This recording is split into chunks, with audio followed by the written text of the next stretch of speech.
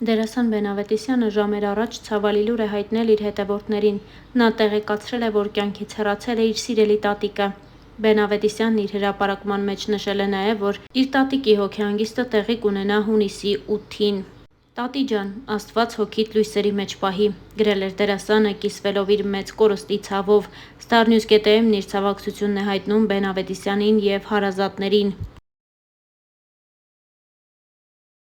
Այժմ շոու-բիզնեսյան այլ նորություններ։ Հաղորդավարուհի Նազենի Հովհաննիսյանն իր սոցիալական էջերում անդրադարձել է երեկ Հայաստանում տեղի ունեցող ընտրություններին և ոչ միայն։ Հաղորդավարուհու խոսքն առաջարկում ենք լսել առանց մեկնաբանության։ Ողջույն բոլորին, ես իհարկե վստահ եմ, որ այսօրվա ներկա իշխանություններին ընտրողներ կան եւ չեմ կարող ասել շատ են թե քիչ, որովհետեւ այս թիվը, որը այսօր բարձրաձայնվեց, ոչինչ չի ասում ինձ։ Երեք երկար չէին կարողանում այդ տվյալները դուրս բերել, շատ երկար ժամանակ հաշվում էր, բայց կան ընտրողներ եւ իհարկե կան հետևորդներ եւ իհարկե ինձ հիմա առանձին տարբեր մարդիկ գրում են եւ ես ուզում եմ խնդրել մի բան այն մարդկանց, որոնք ընտրել են օրվա իշխանություններին, լինեն ինձ ծանոթ թե անծանոթ, ես ես խնդրում եմ այս թեմայով ինձ մի գրեք, ես ձեր թիրախային լսարանը չեմ, դուք անիմաստ ժամանակ եք վատնում, եթե դուք գտնում եք, որ ճիշտ եք արել, ինչում ես կասկածում եմ, ժամանակը իհարկե ցույց կտա, բայց ամեն դեպքում խնայեք ձեզ, ձեր նյարդերը, ես տեղի չեմ տալու, ձեր բերած փաստարկները ինձ բոլորովին չեն համոզելու,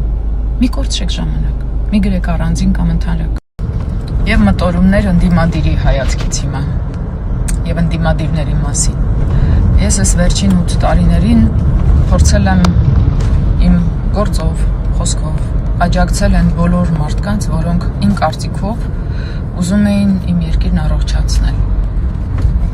Հնարավոր է ես էլ եմ սխալվել կամ սխալվում, բայց ես կարծել եմ, որ այդ ուժերը, մարդիկ, անհատները, խմբերը կարող են օգնել։ Ու ես հավատացել եմ հավաքական ընդդիմության ուժին։ Բայց այսօր, այսքան տարի անց, հետադարձ հայացք նետելով, ես կարող եմ բարձրաձայնել մի մեծ սխալ, որը ընդդիմությունը առաջին իսկ օրվանից գործեց։ Ընդհանրապես մտնելու ընտրապայքարի մեջ գործող իշխանությունների հետ։ Այդքան բան։ Սա երևի այս վերջին տարիներին ամենամեծ եւ իդեպ կրկնվող սխալն էր։ Ցավով եմ ասում։ Հա, ու մեկ էլ փողոցով եկածը սահմանադրորեն չի գնա։ Այդ բացառվում է։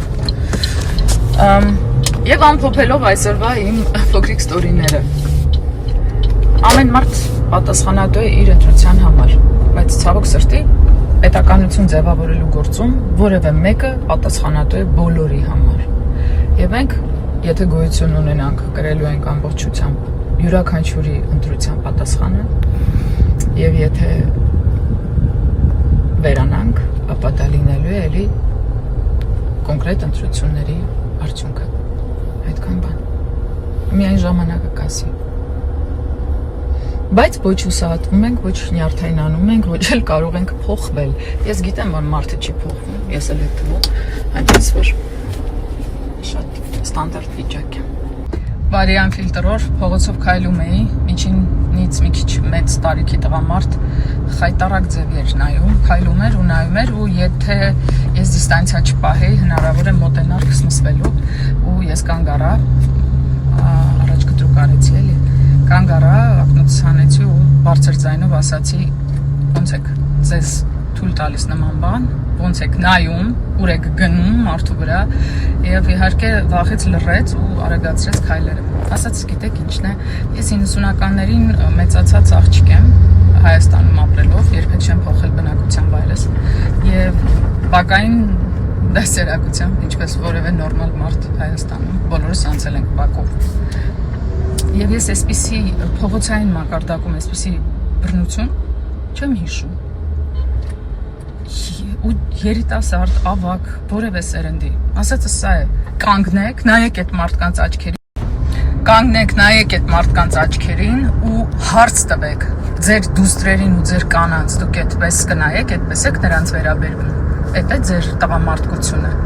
Ու ես պատկերացնում եմ, եթե մեր տարիքի կանանց նկատմամբ են այդպես, բա ինչ այլ մատխաշ երեխեքի նկատմամբ ինչեր են անում, արդեն դա պարզ է։ Ես չգիտեմ այս ինչ է, իսկապես պետք է գտնել էլի ինչ որ լուծում։ զսպաշապիկ, այն որ նայելուն էլ ձև կա, մեքենայով էլ վարում ես, մեկ էլ նայում ես կողքից արդեն ապրում է քո մեքենայի մեջ եւ վստահեցնում եմ ձեզ, հայտնի, անհայտ է, բոլորովին էական չի, կին ու չկին տարբերությունն է, խայտարակ վիճակ է, այս սեռաքաղցությունը չգիտեմ ուր է տանելու, խայտարակ վիճակ,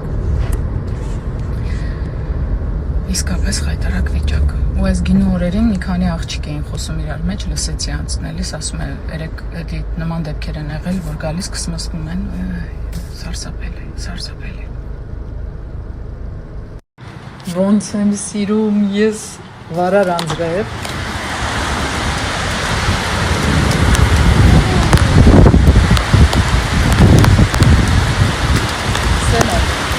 Սելա։